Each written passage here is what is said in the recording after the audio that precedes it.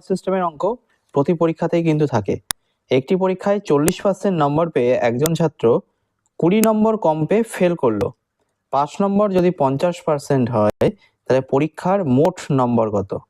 তাহলে আমি বলতে পারি প্রশ্ন অনুসারে যে 50% সমান সমান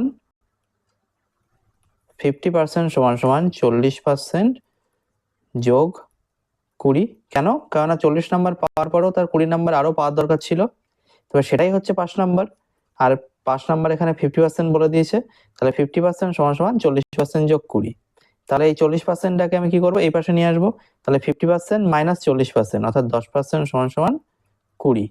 তাহলে পরীক্ষার মোট নাম্বার, তাহলে পরীক্ষার মোট নাম্বার মানে কত পার্সেন্টেজ বোঝাবে? 100%। তাহলে 100% অর্থাৎ 10কে 10 দিয়ে গুণ করতে হয়েছে তবেই 100 এসছে। তাহলে এটাকেও আমি 10 দিয়ে গুণ করবো। তাহলে 20 গুণ 10 অর্থাৎ 200 হচ্ছে পরীক্ষার মোট নম্বর।